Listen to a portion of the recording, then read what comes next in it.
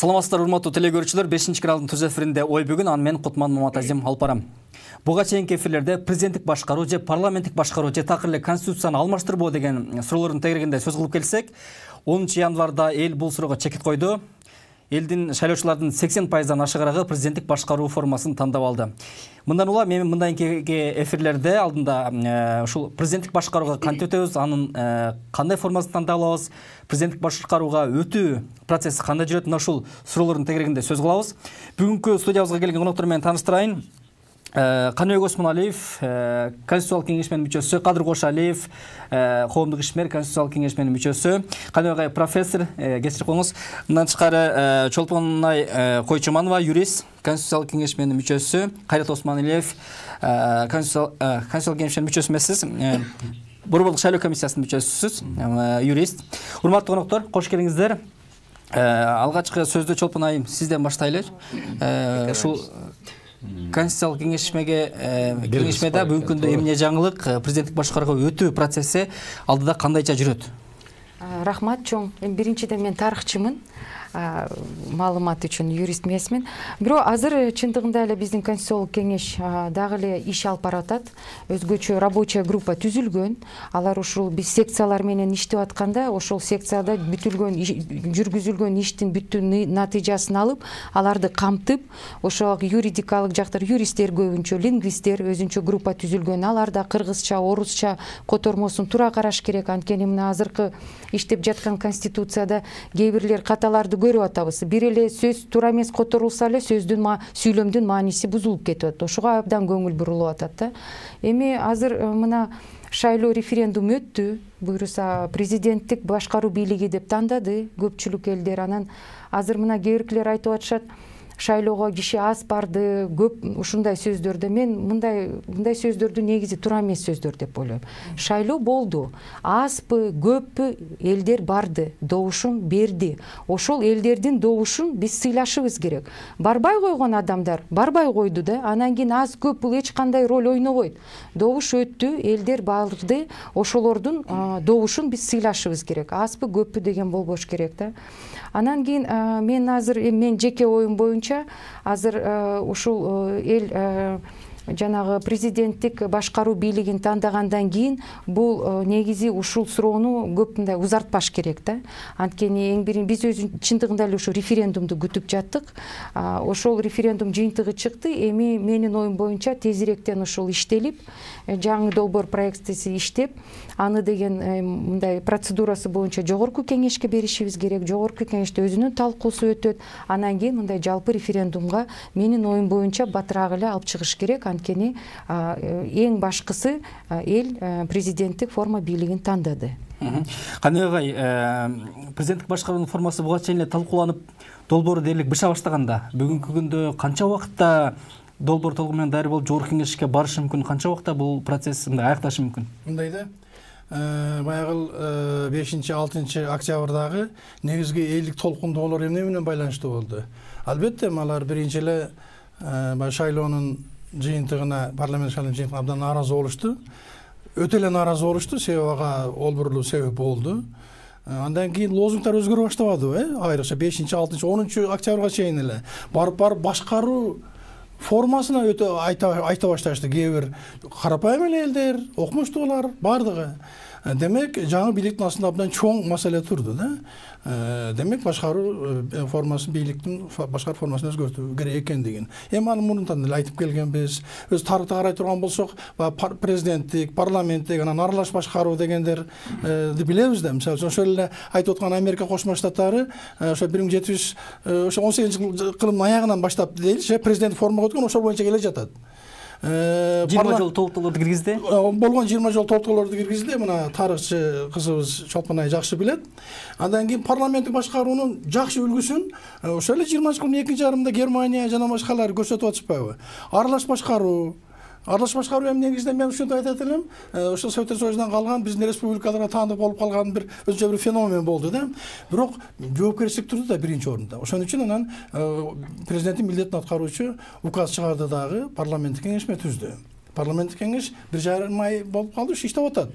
тынбай эле иштеп атабыз биз. 3 секцияга бөлүнүп алдык. Менимче негизги фундаменти түзүлдү. Парламенттик башкаруу 2010 жылдан бери келе жатат, ал даяр болчу. Вот президенттик башкаруунун конституциясынын негизги структурасы түзүлүп калды. Бирок дагы алда иш бар. Эртеге эле барып жогорку кеңешке бере салабыз дегенден бир аз алыс болуш керек. Бирок тез иштеш керек. Себеби эл ошол президенттик форманы кече мурда күнү тандап алгандан кийин эми ал эл сурай баштайт. Качанга чейин кечирип коюңуздар, былжырап жүрө бересиңер дегендей кылышы мүмкүн да. Ошон үчүн сиз сурооңузга мен ушинтип айтып берет элем. Негизинен даяр эле болуп калды, бирок талаш, тартышты туудурган түшүнүктөр, беренелер, ошо 115 берене болуп турат бардыгы. Бар. Ошонун үстүндө биз катуу иштешибиз керек да.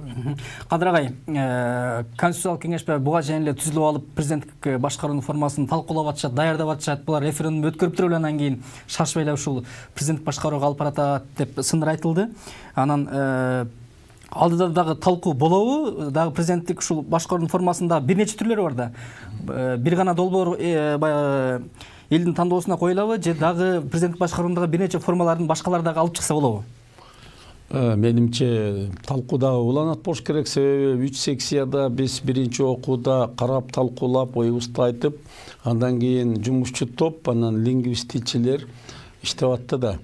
Себеби азыркы колдонуудагы конституциянын орусчасы менен кыргызчасы туура келбей калган кээ бир мүчүлүштүктөр болду. Ошондон улам болсо керек. Бул жумушчу топтун тилчилердин иштегени зарыл болчу. Бирок кайрадан секцияларда бир сыйра карап, ар бир секция өзүнүн добушун берип, протоколдоштуруп, пикирдилерди сверка кылып, андан кийин пленардык кеңешмеге алып чыгып туруп, ал жердеги толук баягы конституциялык кеңешменин мүчөлөрүнүн жалпы добуш берүүсүнөн өткөндөн кийин анан жогорку кеңешке барганы туура деп эсептейм. Өзү жол ушундай болсо керек. Андан кийин анан эл менен дагы эсептешиш керек, коомдук талкуулар. Эми канчага созулат билбейм, бирок эл тезирээк бир өзгөрүүнү, жаңыланууну күтүп аткандыгы көрүнүп атат. Себеби бизде саясий маселе номер 1 маселеге айланып эле элдин турмушу, экономика, идеология, руханий маселелер калып калды да. Турмуш деген турмуш бар өтүп атат. Ошондуктан бардык тагдырыбызды эле конституцияга байлап, аны көпкө чойгондо бир жагы туура эмес. Бирок айтайын дегеним, конституция мынау өнүгүү багытыбыз, мынакей эл президенттик башкарууну тандап алды. Бул биздин табиятыбызга туура жол болчу. Себеби аалым окумуштуулардын айтуусу боюнча батыштын психологиясы бул система иштегенге ылайыкташкан дейт. Ал эми чыгыш элдериники бул лидерге байланыштуу дейт. Демек лидер жөнүндө сөз болсо, анда президенттик башкаруу дегенге үндөшүп турат. Бул логика ушундай да. Ошол эле мезгилде бул азыркы конституциянын бир жаңылыгы, ошол бийлик бутактарынын ортосундагы балансты сактоо менен эл алдындагы жоопкерчиликти күчөтүү максатында ошол конституцияга, узурпацияга, президенттин өзүнүн жеке өзүн билемдигине биротоло кетип калбас үчүн элдик курултай институтунун кирип жатышы, бул эми жаңылык дегени баягы саясий системага кирип аткан жаңылык, ал бул тарыхта бар нерсе.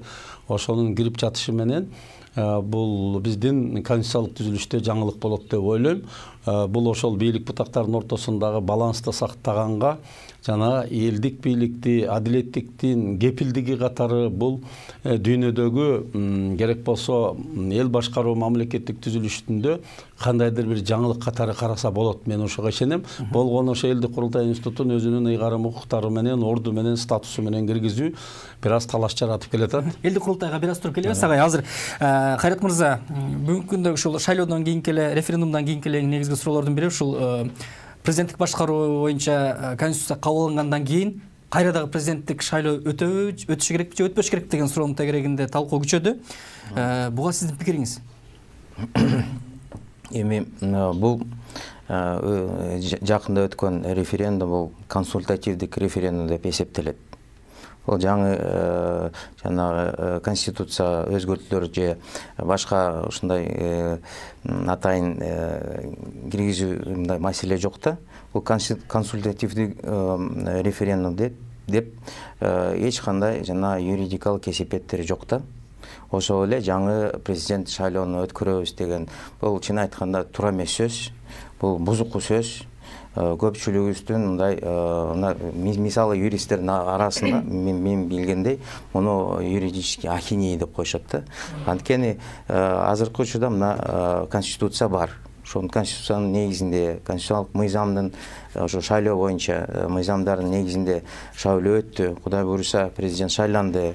Жакында 23 январга чейин Борбор шайлоо комиссия чечим кабыл алат. Акыркы чечимин.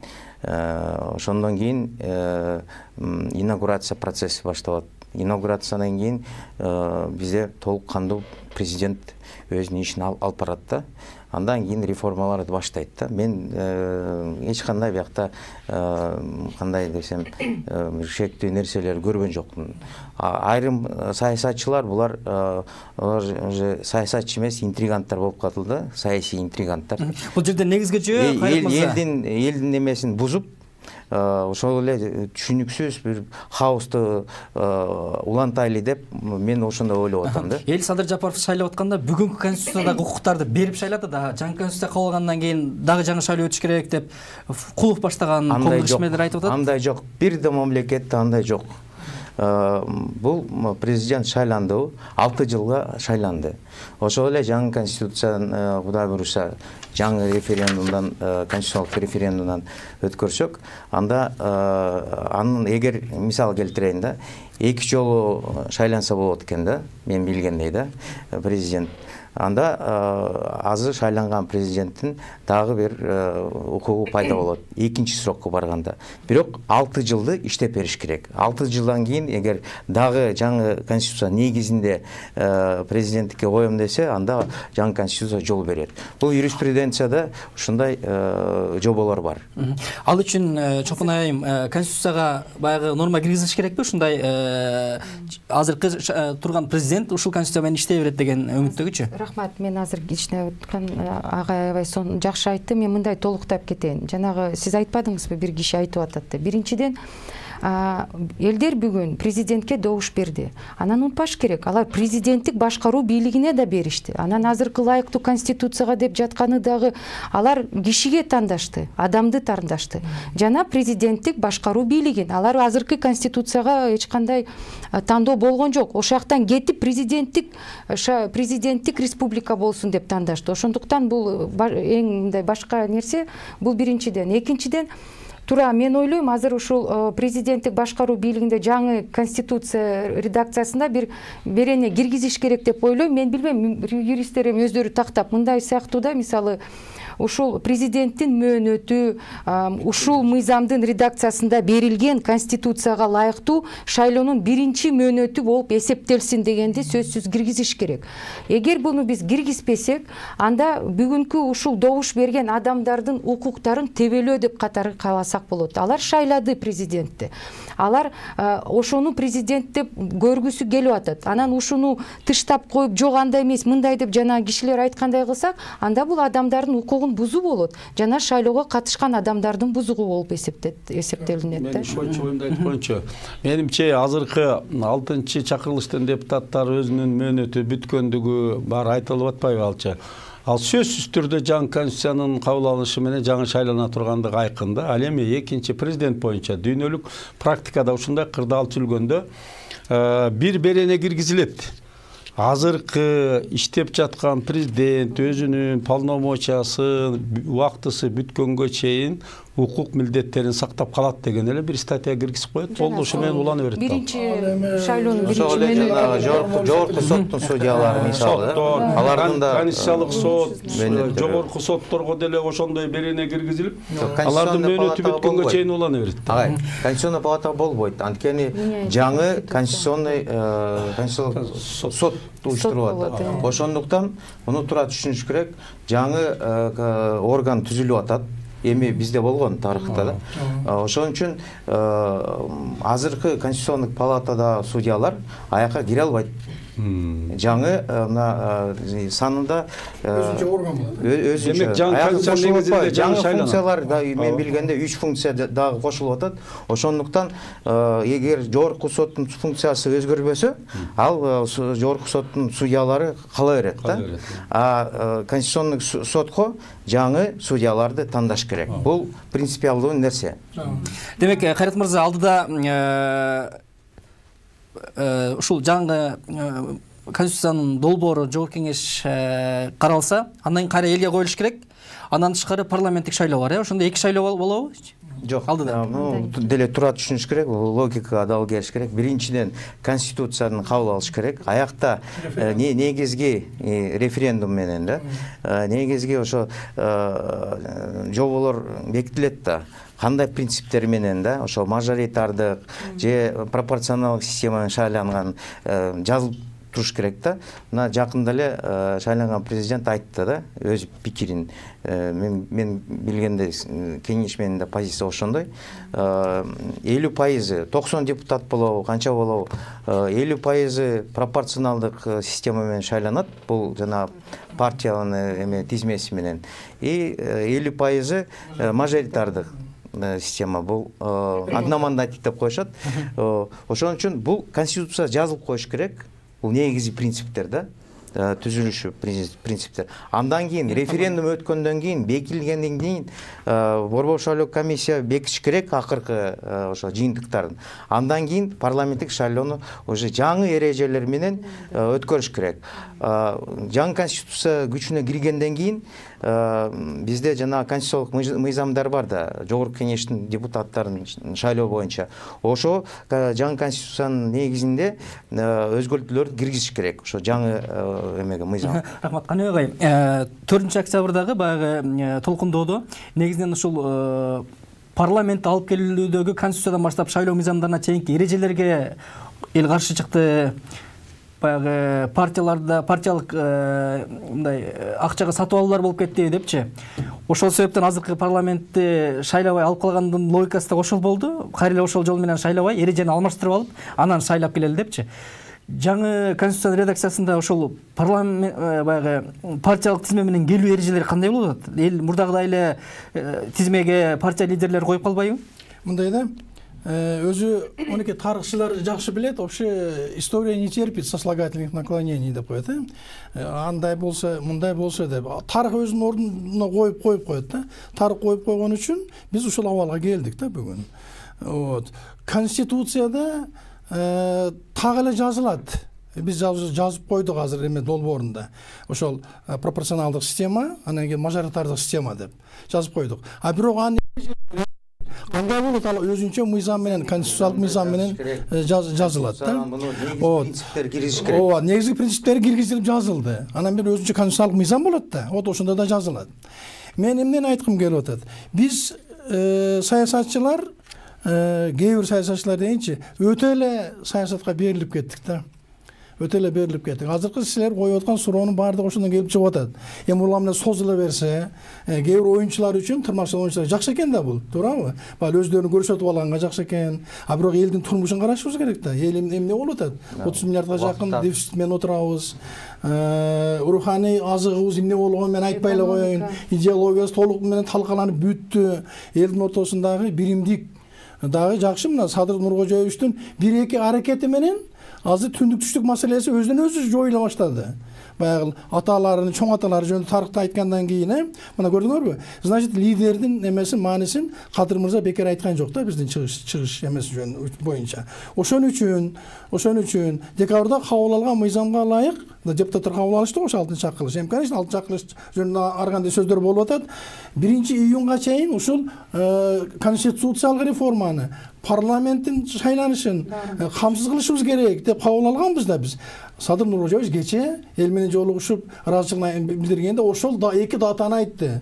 Ошол апрелге чейин балким конституциялык реформаны негиздеген референдумду өткөрөбүз. Анан 1-июнга чейин парламент өзүнүн шайлоосун өткөрөбүз. Менимче ушул бизге баарыбызга эле ориентир болуш керек. Ооба, бир аз тездик менен болуп атат. А бирок эми өткөн революциянын толкундоонун дейбизби, төңкөрүштү деп айтсак боло берет. Ошонун табияты ошондой да.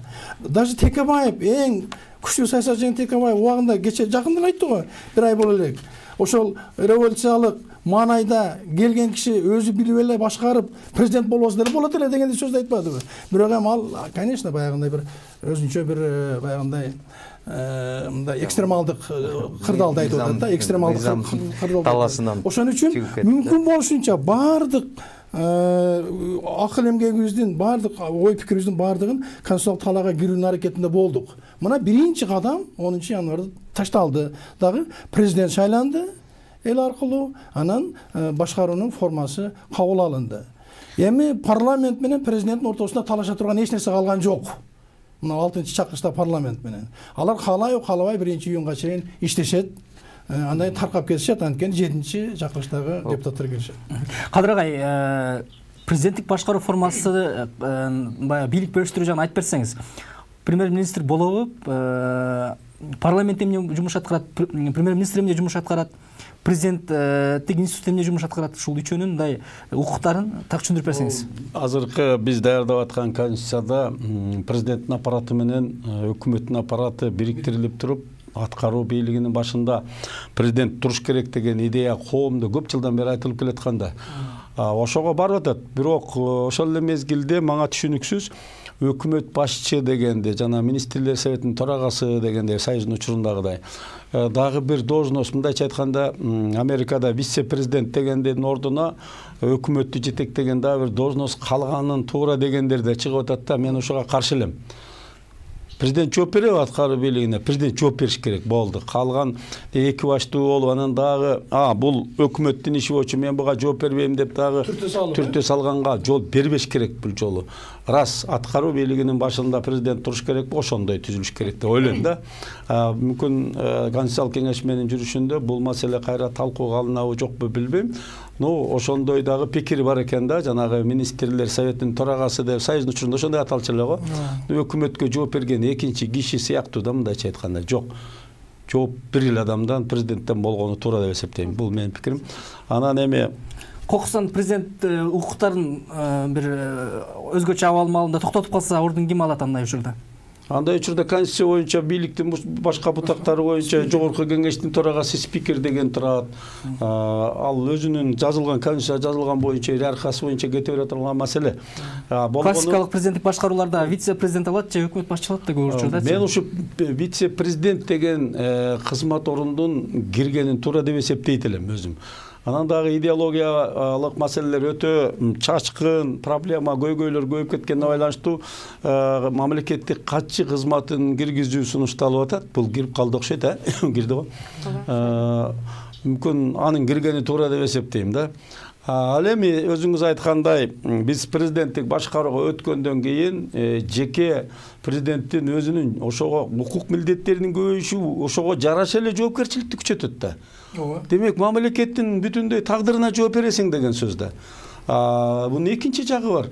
Укук милдет канчалык кеңейсе, ошого жараша чоң жоопкерчилик пайда болот. Ал элдин тагдыры деген, мамлекеттин келечеги деген маселе жүктөлөт деген сөз да. Ошондуктан биз азыркы ушул президенттик башкарууга баратканда, менимче президент болуп келе жаткан адам сөз салуу жөнүндө да ойлонуш керек. Бул негизинен биздин элдин менталитетине ылайык туура эле кабыл алынды да. Ал эми жогорку кеңеш, сот бийлиги, айрыкча мына мен жакында бүт республиканы кыдырып чыгууга туура келди. Ушу бийлик бутактарынын балансы, көз карандысыздыгы жөнүндөгү маселе айрыкча сот бийлигинин. Сот бийлиги бул эки бийликтин ортосундагы эле баягы чөнтөгүнө түшүп калды, көз каранды болуп калды. Баягы аткаруу бийлигинин айбалтасына, президенттин айбалтасына айланды деген пикир негизи жөн айтылып аткан жок.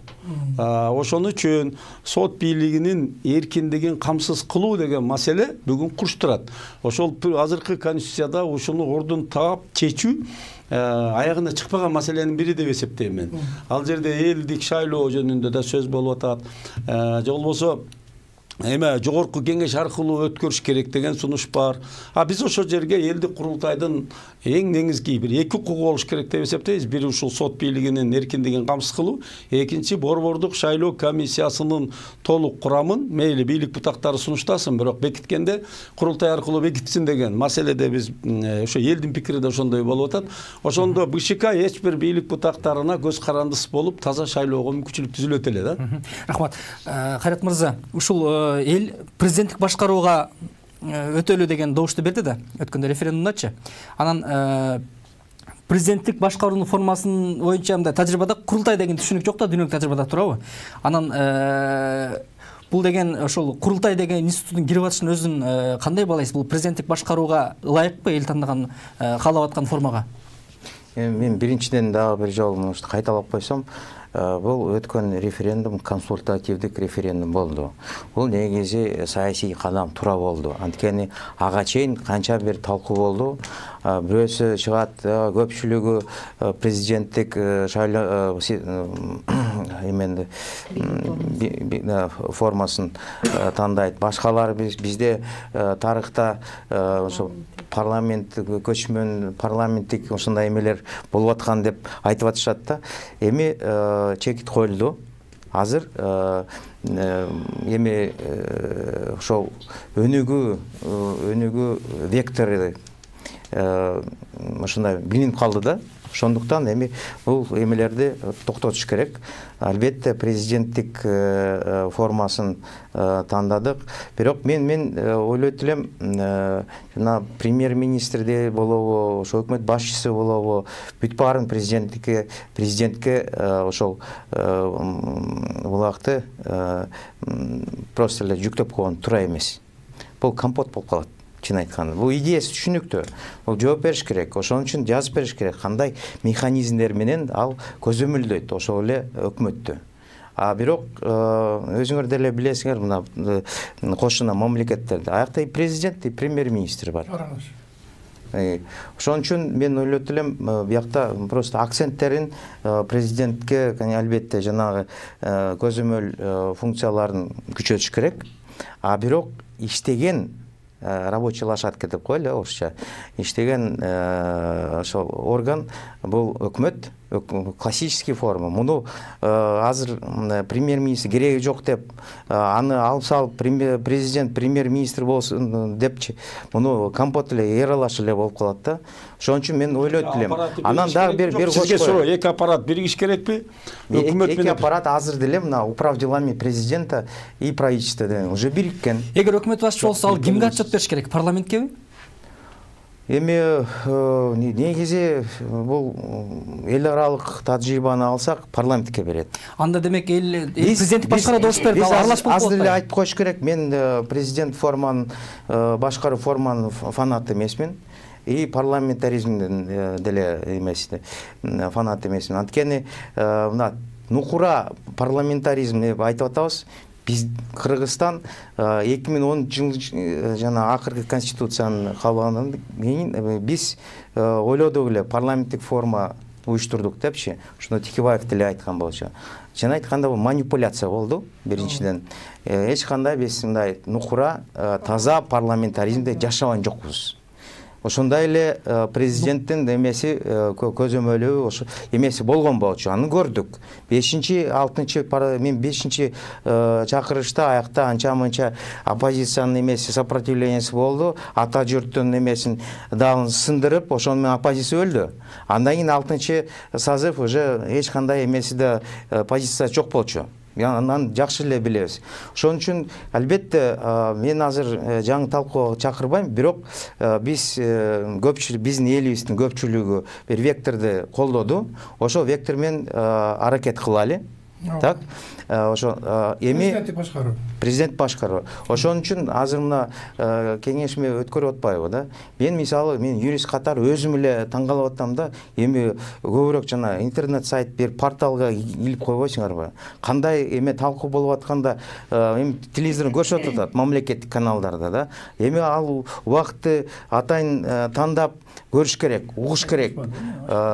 Мен билгенде жок андай. Сайт ачты эле го. анда ошол маалымат бергиле. Анткени мен билгендей бир топ жанагы юристтердин коомчулугу, сообщество юристов, алар соц тармактарда өзүнүн ишин алып барып атышат. Канча бир 61 поправка болуптур экинчи эмеге раздел бөлүмгө, бул адам укуктары. Аны деле аябай бул эме да, өтө маанилүү нерселер да. Муну да талкуудан өткөрүш керек. Азыр мына кеңеш менен жана вариантты чыгарып атканда бул өз силердин эле позицияңар. Бул позиция, мен айтайын да, көпчүлүктүн, ошо коомдун көпчүлүгүн ошол колдоосун алыш керек. Андан кийин жогорку кеңешке жөнөтүлөт да. Бул сунуштама болот. Ошондон кийин мен процедураны айтып берейин. Бизде атай конституциялык мыйзам бар, референдум жөнүндө регламент бар, жогорку кеңештин аякта өзгөчө бөлүмдөрү бар, и конституция бар албетте. О жакта так жазылып турат. Эгер конституцияга кандай бир өзгөртүүлөр болсо, киргизип атса, анда ошол долбоорду, мыйзам долбоорун минимум 80 депутат демилгечи болуш керек. Минимум 80 депутат колдош керек. Эгер ошол мыйзам кабыл алса, референдум боюнча, ошол текст менен да, анда бир айдан 3 айга чейин мөөнөттөр бар да, бир айдан кийин ошол мөөнөттө референдум өткөрүш керек да. От месяца до 3 дегендей да. Бул процедуралар. Эми сиздин сурооңузга курултай боюнча жөнүндө да. Курултай бул негизи тарыхчылар турат, байкерлердин да жакшы билем позициясын. Курултай идеясын мен негизи колдойт элем. Анткени бул чын эле жанагы демократиянын бир институту негизи да. Элдин акыркы жылдары биз көрүп калдык, парламент өзүнчө жашайт экен, бийлик өзүнчө, эл өзүнчө. Вот Курултай институту негизи бул элди жана бийлик менен тыкыз байланышта иштегенге ушундай бир шарттар түзүп берет да. Эми акыркы курултайдын ошо компетенциясын мен көрө элекмин, азыр айта албайм, бирок идеясын колдойм. Мына азыркы деле конституцияда 52-чи беренеде да жазылып турат. Бизде ошондой курултай болушу мүмкүн, өткөрүшү мүмкүн. Ана биздин жарандарыбыз ошо курултайдын жумушуна катышып, ошондой укугу бар деп жазылып турат. Мен билгендей азыр ошол курултай институтун жогору деңгээлге көтөрүп, бул мурункудай жана элдик как өкүлдөрдүн палатасы да, СМПД. Ошо муну деле иштеп ойлонуш керек. Балким биз мурунку болгондой системага эки палата парламентке өтсөк, бул деле уже түшүнүктүү механизм. Ушул элдик курултайды президент чогултат деген сынга калып атты эле. Дагы эле ошол боюнчабы же өзгөртүлдү азыр? Мен биринчи кичине тактап кетейинчи жана суроолорду. Президент айтып атышпайбы азыр, президенттик башкаруу бийлиги, анан премьер-министр болобу, кандай болот? Конституцияда жаңы долбоор конституция жазылып турат да, президент мамлекет башчысы жана аткаруучу бийликтин башында турат. Чындыгында азыр мындай кабинет министров деп каралып атат, анын башында төрага турабы же премьер-министр турабы, бирок аны мындай организационный моменттерди эле чече турган эме. Бирок жоопкерчиликтин баары конституцияда боюнча персонально несет ответственность дейт президент аткаруучу бийликке, өкмөткө. Мен ойлойм, бир төрага же премьер-министр керек сөзсүз, жанагындай организационный эме, бирок да ошол сыяктуу да, анан отчет берүү, элдин алдында отчет берүү, бул президент. Анткени аякта жазылып турат, жоопкерчиликтин баары жана өкмөттүн башында турган бул президент депчи. Эми бул азыр көп мындай дагы талкууда жүрүп жатат, бирок ошондой шарты болуп, азыр ушундай шарт болуп жатат. Анан кийин курултай жөнүндө айтып кетсем, мен оюм курултай боюнча туура бул керек нерсе. Анткени чындыгында эле азыр эл менен бийликтин ортосунда бул жөн эле чыккан жок да. Президент чогултат, ким чогултат буну курултайда? Эми азыр бул курултай жөнүндө бул дагы эле мындай көп сүйлөшүп ата турган суроо. Бирок алардын мындайда курултай болот, бирок анын түзүмү, кандай түзүлөт, ким кирет, кандай болот, бул анан кийин мыйзам менен кабыл алып турган нерсе. Бирок ал мындай көзөмөл берүүчү, багыт берүүчү ушундай функциялары жазылат. Анан кийин кандай иштейт, канча киши болот, кантип иштейт, бул анан кийин мыйзам менен ала турган нерсе. Токтоп айтпойчу сурооңузга да. Азыр биз талкуулап аткан долбоорго курултайды президент чакырат деп келгендиги коомчулук тарабынан дагы сын жараткан берененин бири болгондо мен муну колдодум. Биринчи эң алгачкы уюмдашуу курултайды президент чакырыш керек. Себеби ал мамлекеттин көмөктөшүүсү менен өтмөйүн ал жаңы нерсе орноп атат. Кийинкилеринде өздөрүнүн кичинекей аппараты, ички түзүмү түзүлөт, ошо боюнча эле кетет. Мен ушундай сунуш киргиздим эле, бул колдоого алынган да, ушуну айтып коеюнчу. Жок, кийинкилерде деле президент түзөбү ошону же алмашышы мүмкүн ичиндеги адамдар. Ошону ким алмашат? Обязательно ал мыйзам боюнча эле кетет. Ал мыйзам боюнча эле кетет. Бирок эң алгачкы уюмдашуучу учредительный курултайды саясий эрки жетип, ушул структураны, ушул институтту киргизип аткандан кийин президент чакырып, өткөрүп, жолго салып койгонго моральный укугу бар бунунчу. Бирок мен айттым, биринчисин ошондой жазыш керек, экинчи андан аркысы өзүнүн аппараты кичинекей баягы өзүнүн катчылыгы болот, ошол алып кете берет андан ары. Кане агай, кечээ 10 январда эл президенттик башкарууга добушун берди да. Президенттик башкаруунун классикалык мындай түрүн алганда ал жерде курултай деген түшүнүк жок да, биз президенттик башкарууга элди добуш бергизип алып, анан өзүбүз каалаган президенттик башкаруунун ичине курултайды киргизип, премьер-министрди түзүп же болбосо ордуна башка бир кызмат ордун түзүп, ушундай кылганыбыз канчалык туура? Мындай да, бул эми өзүнчө бир биздин Кыргызстанга мүнөздүү болгон бир феномен болуп атат да. Бирок курултай деген түшүнүктү көтөрүп кечээ же мурдагы күнү ойлоп таба коюшкан жок да. Кыргызстан эгемендүүлүгүнөн бери эле айтылып келатат бул сөз. Курултай деп жүрүп мына мен кадыриним карый баштады. Кечирип койгула, мындай закат такой каламбур. Az чынында мен бир гана нерсеге көп көңүл буруп аттым да, курултай эч убакта мамлекеттик орган болбош керек. Ошол азыркы долбоорду ошондо болуп атат да. Эми талаш болуп атат, бирок көпчүлүк ошого ыңктап турат азыр. Эми эгерде мамлекеттик орган болуп калса, анда сиз айткандай баягы эл аркылуу шайланган президенттин эмеси кандай болот, статусу кандай болуп калат деген мааниде да. Ошондуктан бул жерде эми саясат деген ушундай да, бул саясат бир абдан тыкаан жакшы компромисстердин институту да, бул туурабы? Вот ошого баруунун аракети болуп атат. Бирок курултай институту болот. Президент өзүнө ыңгайлуу адамдарды чогулта алышы мүмкүн дейм, логикасы алганда. Эгерде ал адамдын өзүнөн көз каранды да, парламент деп киргизип алып, эмне кылдык парламентте? Ошо лидерден көз каранды. Лидер кандай? Азыр эми президент деп эле ачык эле айтайлычы. Мынакей ошол Садыр Нуркожоевич өзү айтып атпайбы? Курултайдын функциясы жөнүндө өзү дагы айтып атпайбы? Ошондуктан менимче эч кандай андай коркунуч болбойт. Кошумчаңыз барбы? Биринчиден жана конституция боюнча эл тандаган анан башка болуп калат деп атпайсызбы? Мындай да, бул жаңы проект конституция добушка чыккан 1,5 айдан бери бул конституционный комиссия, биринчиден конституционный комиссияга эле мүчөлөрүнө келип чыккан жок. Интернетке кирсеңиз бул проект конституция бар. Курултай жөнүндө да ал жакта абдан так маалымат бар. Ошондуктан сиз айткандай шайлап башкага анан башка деген болбойт. Бул биринчи кой туруңуз. Азыр эми аягына чейин бериңиз да айтканды. Анан жанагы айтып атпайбы конституцияны конституциялык кеңеш жазган жок.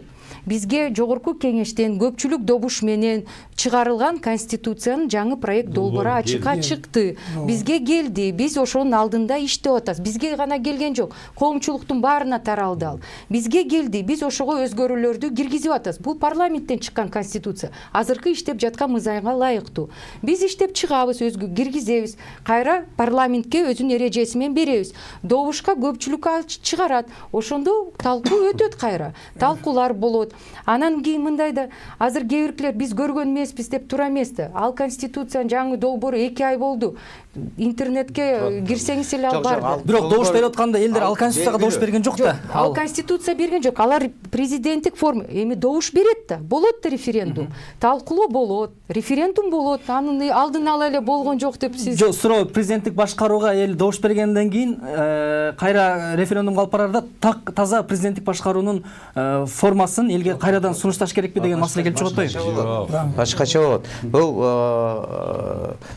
жаңы конституциянын долбоорун колдойсузбу колдобойсузбу ошондой эле суроо болду. А бул тиркелет жана редакциясы. Эгер колдойбуз анда бул конституция күчүнө кирет. Болот да, парламентте жөнөп көрбөйт. Ошол жаңы конституциянын редакциясын президенттик эл каалагандай жоопкерчиликти бир адам мойнуна алгандай президенттик башкаруунун формасын биз сунушташыбыз керек деп туурабы Кадыр агай? Жок, формасын аныктап бүттүк. Эл ага макулдук берди. Президенттик болду. Эми ошого ылайык конституция жазылып, анан элге сунуштагандан кийин жаңы президенттик башкаруудагы конституциянын редакциясын колдойсуңбу колдобойсуңбу деген эле маселени чечилет демичи. Кеп мындай болот да, Кайрат мырза, президенттик башкаруунун парламенттикке жакындагы формасы бар бир нече. Супер президенттик алып баргандагы формалары бар да. Президенттик башкарууну эл тандап алганын билип турабыз, бирок анын кандай формасын, ичин кандай кылып өзгөртөбүз, кандайын сунуштайбыз, ошол маселе болот атпайбы? Бүгүнкү талкуучу. Мен ошол үчүн суроо берип атпаймынбы? Силердин акыркы иштеп чыгарган вариантты, да, сиз айтпайсыз, мен азыр көрүп атам, сизде таблица бар экен. Ошол таблицаны кайсы бир сайтта көрсө болот? Я хочу ответить вот до конца. Акыркы варианты. Азыр мындайда биз иштеп атабыз конституция. Эми агайлар айтып коет. Эми азыр эле аябай интерес болуп атат, бирок 20 күндөн бери аябай кызыккан адамдар 30 күндөн бери келип ачты. Жарым күндөрүбүз бардык, ошо коомчулуктар келип сунушун берип ачты. Билгим келет, көргүм келет деген адамдар баары эле келип сунушун берип, кат түрүндө бир 800 кат түштү. Мына мен айтып кетейин, азыр кээ оппоненттер, депутаттар бар, президенттик башкаруу бийлигине каршы чыккан. Бирок ошолор эле кайра бизге жазуу түрүндө сунуштар бергендери бар болуп турат. Сунуш берген, это значит кабыл алганы болот да. Андан ушундай талкуулар өтүп атты. Азыр сайт ачылган. Өзүндө ошол конституциялык кеңештин сайты ачылган. Ал жакта мындай биз күнүмдүк алып бараткан жумуштарыбыз киргизилип атканда, мен билишимче бизге башында эле ушинтип айтылган, ачылган деп.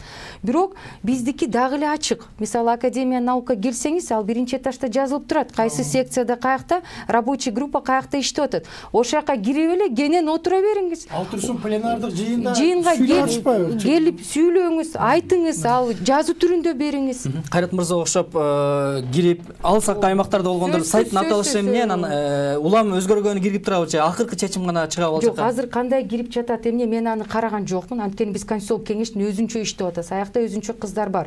Бирок аяка кирип, аны кирип окуйсуңар бүттү. Келгиле ошол академиянын аякта баары ачылып. Ошол запрос киргизсем, эч кандай текст чыкпайт. Биринчиден, экинчиден акыркы маалымат 24 кижиде 4-январда чыгыптыр да. Жаңы конституциянын долбоору жогорку кеңешке тапшырылып элек. И азыр мына дорабатывается деген ошондой маалымат болуп атат да. Ошон үчүн биз мисалы мен юрист катары да, коомчулук, силерде мындай так көбүрөөк мына кенен маалымат берип койгула да. Керек болсо ар бир күндө кандай бир эме жыйынтыгын чыгарып койгула да. Кайраттын бул пикири туура эле. Туура, моюнга алыш керек. Техникалык жактан мүчүлүштөр болуптур да. Мен да ойлоп аттым эле, мен өзүм кирген эмесмин, мен түздө катышып жүргөн киши катары ойлоп аттым эле. Чынында эгерде андай болгон болсо анда чоң мүчүлүш кетти. Бирок бул мындайда бекинип алып эле отуруп бир өзүбүзчө бир нерсени жазып атабыз деген абыз болуш керек. Биздин эле мына 3-секция, биз Чолпон ай экөөбүз бир секциядабыз, башкаруу органдары жөнүндө секция. Биздин жаныбызды койбойт, биздин жарым күнүбүз ошо келген кишилерге берилет. Бул Токтогоев дагы абдан демократичный киши экен, берип 5 мүнөттөн 10 мүнөткө чейин сүйлөп, аналардын бергендерин баардыгын тиги рабочий группага берип, кичинекей бир баягы күч сүйлөмдөн болсо дагы кирип аткандыгы бул эми баарыбыз. Мындай болуп атат да, Кайрат мырза азыр бир такта бир туура чындыгында айтып атасыз да. Бирок мындайда биз мындай болот экен да, кээде бири-биринен сүйлөшөбүз, анан кийин ошону эле чыгарып койсок, бир мындай такталбай туруп, эртеси кайра бул башкача талкууладан өтүп атат. Аны баардык жака чыгарып койсок, андан кийин башкача болуп калса, эмне үчүн ушундай кылып атасыңар деп ушундай болуп атат да. Мына көрбөдүңүзбү? Ошо коомдун реакциясын билиш керек да, ошонун логикасы ошондо да чыгаруунун. Биринчи биз өзүбүз да бир эмеге келишибиз керек да, биз дагычы. Бир келимге келсек, ошону дароо бирок чыгарыш керек. Убакыт тар чыгарыш керек. Силердики уже бир айдан көбүрөөк өтүп кетти, туурабы? Мен билгендей 20 ноябрда жарлык чыккан да, жана ИО президенттики туурабы уже 1 айдан 1,5 ай өтүп кетиптир да. Эми азыр бир эмеге знаменатель деп атасыз, келишпеген бүтүргүлөчү, анан коомчулукка акыркы вариантын көрсөтүп койгула, презентация кылып, туурабы? Кадыр агай, өткөнкү 10 январдагы добуш берүүдө элге оңой эле болду, президенттик парламент же баарына каршы дегенчи. Мунусунда элдер чын эле баарын окуп, ар биринен окуп түшүнүп, биз журналисттер аны коомчулукка түшүндүрүп, талкуу уюштурушубуз керек. Анан буга жалпы элдин дагы аны түшүндүрүп бергенге канча убакыт керек? Аябай маанилүү суроо ушул да. Ошо бул чоң документ, ошону коомдук, элдик талкуулардан өткөрүп, мындай пресс аркылуу түшүндүрүп, анан эл ошого түшүнүү менен барып добуш бергени жакшы да, бул идеалдуу вариант да. Себеби бул элдин тагдыры, мамлекеттин келечеги болуп атат. Буга чейинки баш мыйзамдардын ошо биздин элибиздин табиятына туура келбегендигинен улам бизде көп проблемалар ошондон жаралды. Биздин ошол бир топ Конституциялык кеңеш менен мүчөлөрү, мен составын карасам көбүнчө могу илимий чыгармачыл чөйрөнүн өкүлдөрү, юристтер көбүрөөк киргени бул плюс болуптур кайрачы. Анан ошон үчүн баягы мунун тарыхка карап, элдин табиятына карап, башка жактан эле көчүрүп албастан, бир топ талкуунун узакка созулганы бул негизи пайдага болуш керек. Бирок баары бир чойбостон бир жыйынтыкка келип элге жарыялаш керек. Ошол эле мезгилде элге дагы сиз айткандай кичине убакыт бериш керек да талкуулагангачы. Бул жагынан сиз туура менен бериш керек. Жетишер убакыт бериш керек деген. Дагы бир момент бар да. Референдумда ошондо наразычылыктарды дагы бир момент бар да. Элге убакыт бериш керек. Ооба, элге убакыт бериш керек. Бул мыйзамдын ээси все-таки жогорку кеңеш. Кожоюну. Биз жасап почти бүтүп эле калдык, аны ачыгын айтышыбыз керек. Биз беребиз. Мен ушу каалоо иретинде жогорку кеңештин депутаттарына кайрылып койгум келет. Эми бир күндө эле уйпалап андай мындай кылбастан, мунун өзүн талкуулаш керек алар өздөрү. Себеби ал элдин өкүлдөрү да. Кезекте өздөрү жок. Элдин өкүлдөрү. Алар комитеттен өткөрүшсүн, андан кийин пленар жыйынга алып чыгышсын. Ошонун өзү деле талкуу болот да. Ошол деле өзү деле элдик талкуу болот. Депутаттардын арасында дагы абдан күчтүү адистер бар. Алар тем более алар автордукту мойнуна алгандан кийин тарыхтын астында жоопкерчиликте болот. Биз да жоопкерчиликте болобуз Конституциялык кеңеш мүчөсү катары. Ошонун өзү эле элге көп нерселерди, журналисттерге дагы көп нерселерди берип коет да, мүмкүнчүлүктөрдү берип коет. Биринчи окууда болот, экинчи окууда болот, анан үчүнчү окууда болот. Анан мыйзам катары анан кийин референдумга алып чыгат да. Кайрат мырза, конституциялык ушул реформага бир эле ушул долбоор чыгыш керекпи же баягы элдерден кол топтоп алып дагы башка бирикмелер дагы бир долбоор жазып жогорку кеңешке алып барса болобу? Президенттик башкаруунун дагы бир формасынчы, башкача формасы. Бул негизи туура түшүнүш керек. Конституциялык мыйзам негизинде референдум боюнча аякта процедурасы так жазылып турат. Мына азыр уже түшүнүп калдык да, 80 депутаттардын ошо демилгечи катары да, авторлор да демилгечи болгондон кийин Конституциялык кеңешмеге тапшырылыптыр. Силер эксперттик өзүңөрдүн баасыңарды бергиле. Керек болсо оңдоп койгула, мисалы да. Жерлер оңдолуп атат да. Ошо оңдолуптур. Жакта да 40 депутат бар да, алар деле сунушташы мүмкүнбү? Өз алдынча дагы бир жок, 40 депутат сунушталбайт. Минимум 80 депутат кол коюш керек да. Алар талкууга катышат, мыйзамды кабыл алышат. Ошон үчүн мен ойлоп элем, бул жумушту 1,5 ай өтүптүр. 2 айга созулба, андан кийин өзүнүн жана актуалдуу эмесин жоголуп калат да. Жыйынтыкташ керек болду. Эмеге чыгарыш керек. Бирок албетте максималдуу маалыматты таратыш керек да, акыркы вариантты, туурабы? Жок, суроо жакшы берилди. Коомчулук тарабынан азыр элдик долбоор деген конституциянын долбоор иштелип чыгып, уш альтернатива катары алып чыгалы деген аракет болуп атат да. Ошол юридически мүмкүнбү жокпу деген суроо. Сиз юрист катары мүмкүнчүлүк барбы ушундай? Же ошол 80 депутат, же ошону керек болсо 300 адам кол топтоо менен ошол 300 миң да. Ошондой деле мүмкүнчүлүк бар. Эми жогорку кеңеш чечет да мени. Ушул башкаруу формасын мисалы дагы башка дагы ушундай топтор сунуштай берсе, бул мисалы 2020 жылы эле шайлоо менен өттү, калганы пандемия менен өттү. 2021 жылы дагы парламенттик шайлоо бар. Анан биз экономикалык абал бар, өлкөдөгү кризис бар. Пандемия алды, былтыр 2020 жылды карыз алып атып, эптеп бюджетти жаап, элге айлык акысын берип кутулдук. Өтө эле көп мындай 2 жылыбызды өтө эле ушу шайлоого, талкууларга корото албайбызбы? Туура айттыңыз абдан, мен кошулам. Ошондуктан менин оюм боюнча бул маселелерди көпкө созбош керек. Азыр чындыгында биз социалдык, экономикалык деген маселелер турат. Жайында азыр бат кыш кайры, то есть буларды мына азыр чындыгында эле мына конституциялык кеңеш тезирээк бүтүрүп эле чыгарыш керек. Жогорку кеңешке бериш керек. Мен ойлойм 1-июнга меселе мындай конституцион реформаны эртеле кылыш керек да, менин оюм боюнча да. Анткени бир парламенттик мейли майда июнда болсун, бирок конституционный реформа эртерээк болуш керек деп ойлойм. Анткени азыр мындай бир правовой укукка киришибиз керек. Тынчтандып бүттү уже. Ошолор менен конституциялык кеңеш деп аттык, президенттик деп аттык, шайлоо атып, жарым жылыбыз өттү. Экономика ошо ойдон калып атат. Эч кандай инвестициялар стабилдик болбоюнча келишпейт эч качан. Эч ким сүйлөшпөйт да биз менен азыр. Конституцияны мына биз кабыл алабыз, калбайбыз деп турабыз. Азыр сиз айткандай дагы демирчүлөр чыгып, алар дагы топтойбуз, дагы беребиз, дагы чыгабыз деди. Анда экономика, анда бүттү, анда таптакыр, ошондо аябай чоң проблемалар ошондо башталат да. Дагы бир кошуп кетсем, жана Венециялык комиссия деп айтылып атпайбы?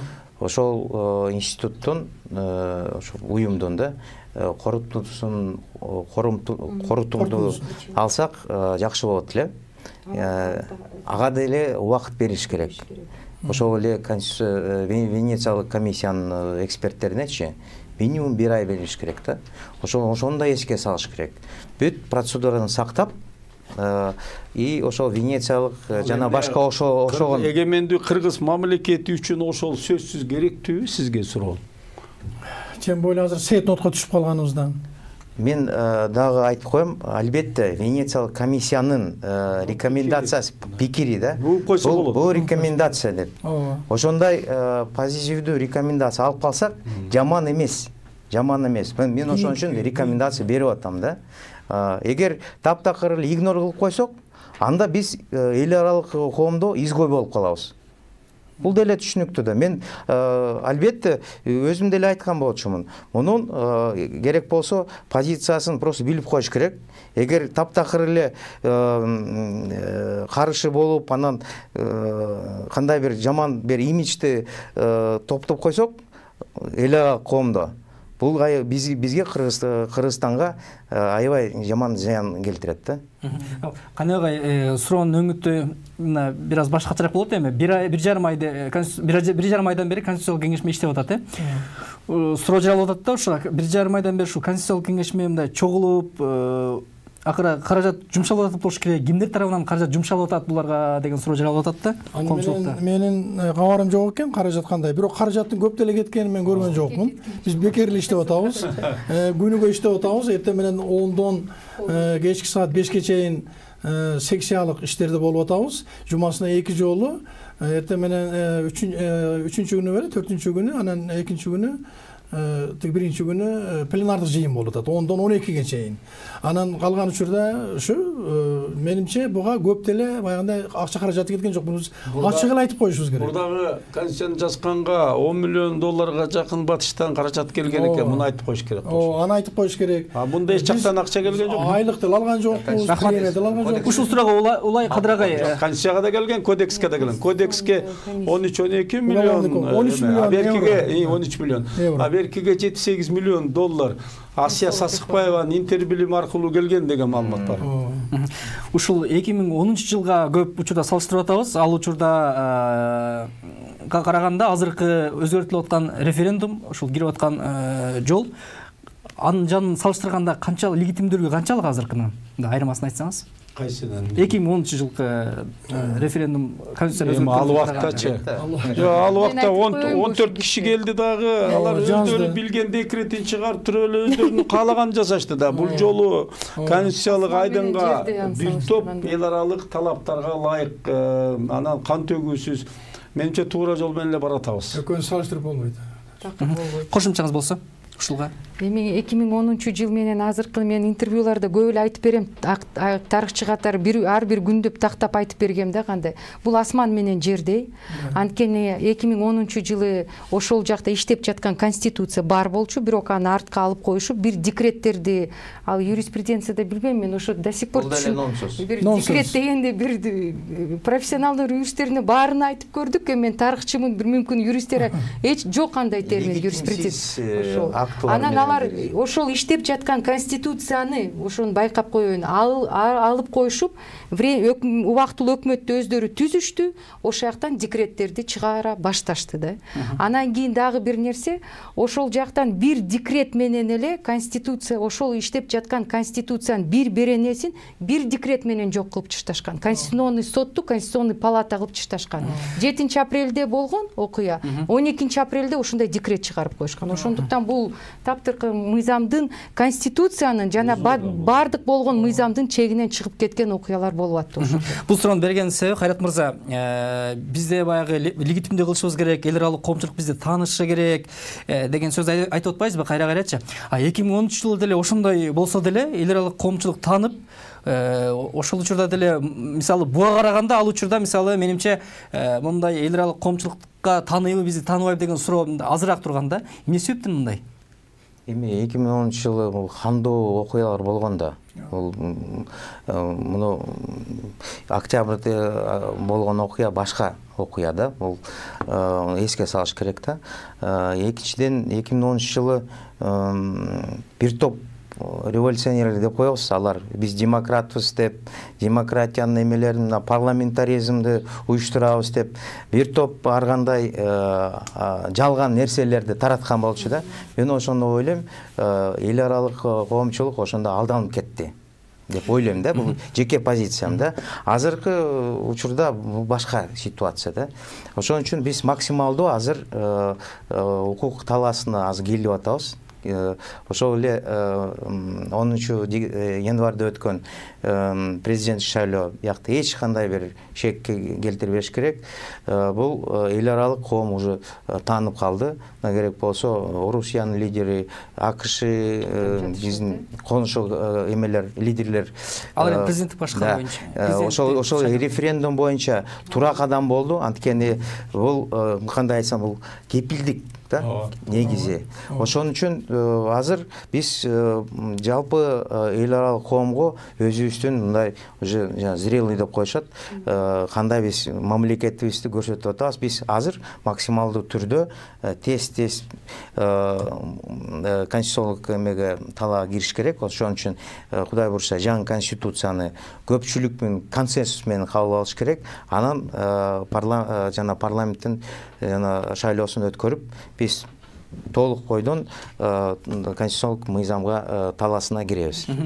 Кадыр агай, 2010 жылы биз парламентаризмге багыт алганбыз да. Анан биз эл аралык коомчулук дегенде мына негизинен ушул Европадан биз көп грант келген өлкөлөрдү эске алабыз да. Ошолордон коркуп бизге акча бербей койбойбу дегендей кылыпчы. Ал 2010 жылы ушул парламентаризмге ыктаган үчүн алар жакшыраак таанып, ал эми азыр биз президенттик башкарууга кетип бараткандыгы үчүн ушул эл аралык коомчулук тескерисинче мындай бир сес көрсөткөн аткан жокпу? Биринчи кезекте кыргыз мамлекети, кыргыз эли өзүнө ишениш керек. Биз ошондон кетишибиз керек да. Анан кийин мен ачык эле айтайын, сөздүн жакшы маанисинде дүйнөдө кыргызация деген термин кирди. Бул туура эле баратат. Себеби батыш менен чыгыш цивилизациясын, байыркы менен азыркы цивилизацияны байланыштырып турган, адилеттикти сүйгөн, жоокер мүнөз, салыштырмалуу чакан мамлекетте элдик бийлик орношу мүмкүн. Бүт 200 мамлекеттин бардык конституциясында элдик бийлик деп жазып алган, бирок бир өлкөдө классикалык түрдө элдик бийлик жок. Ошол Кыргызстанда түзүлүшү мүмкүн. Даана кыргызация ошондо башталат. Кошумчабыз бар деп аттыңыз беле? Кайрат мырзанын айтканына кошулам. Анан бир сиз айтып атпайсызбы, гранттар, жардам, инвестиция келбейт деп. Мен айткым келет да, инвестицияларга келгенде же гранттар, инвестициялар, аларга баары бир парламенттик өлкөсүнбү же президенттик өлкөсүнбү инвестициялар келиш үчүн аларга стабилдүүлүк керек. Жана коррупциянын ылдый болуш керек да. Анан мыйзамдуу, ошол стабилдүүлүк мыйзамдын, анан коррупциянын абдан аз коррупция болуш керек. Аларга президенттикпи, парламенттикпи, аларга баары бир, аларга стабилдүүлүк. Ошондуктан бул мындай жанагы Кайрат мырза айткандай бир популисттик мындай бир эме тарап кеткенде, ушундай болсок ушундай келет, а мындай президенттик болсо келбей калат. Азыр деле айтып атышпайбы, президенттик өлкө болсок инвестициялар келбей калат дейт.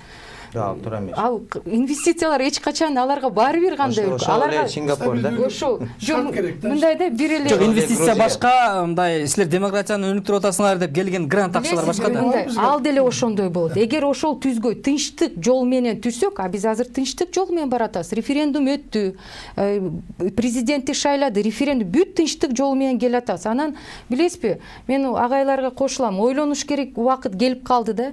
Алышты 2010-жылдары. Эмне болду? Эффективдүү болдубу ошол каражаттар? Эффективдүүлүк болобу, болбойбу ошол гранттарды караш керек да. Мен ойлойм, азыркы учур ушул ойлонуу убакыты келди. Керекпи ушулардын баарын алуу же кереги жокпу? Акыркы суроо болсун, мен убактыбыз аяктап баратат. Кане кыскачараак жооп берсеңиз. Дүйнөдөгү өнүккөн өлкөлөр бүт парламентаризм экен, президенттик башкарууда өнүккөн өлкөлөр аз экен салыштырмалуу, биз кайра артка кетип баратабыз деген пикирлерди өткөнкү референдумду үгүт маалында көп ушул аргументтер айтылды. Буга сиздин пикириңиз кандай? Мындай да, мен кошуналарым мени жакшы эметип барктап сыйлаш үчүн мен өзүм жакшы жашашым керек. Өзүм адилет жашашым керек. Бала чакам менен, үй бүлөм менен тынчта, стабилдикте жашашым керек. Ошондон кийин анан кийин кошуналар мени сыйлай башташат. Ошондой эле нерсе. Парламенттик дагы, президенттик дагы бул элдин өзүнүн өзгөчөлүгүнө карай болуш керек. Мисалы үчүн биз өзүбүзгө кандай эмен тандап алсак ошондой болуш керек. Ошол Америка Кошмо Штаты, ошол эле Түштүк Корея деп айтып атпайбызбы? Ошол эле президенттик мамлекеттер. Эң деспот ошо Ли Куан Ю болгон Сингапурда. Ошондуктан мен кандай форма болсо дагы, адилет, ак, элдик бийликти орнотсак, анда жеңиш биздики болот. Рахмат чоң, урматтуу коноктор. Бүгүнкү эфирге берилген убакыт аяктады. Атайын убактыңыздарды бөлүп элге түшүнүктүү маалымат куруп бергениңиздер үчүн сиздерге ыраазычылык билдиребиз. Бүгүн биз президенттик башкарууга чабылган жол деген теманын тегерегинде талкуу кылдык. Кайрадан эфир аркылуу амандашканча саламатта калыңыздар.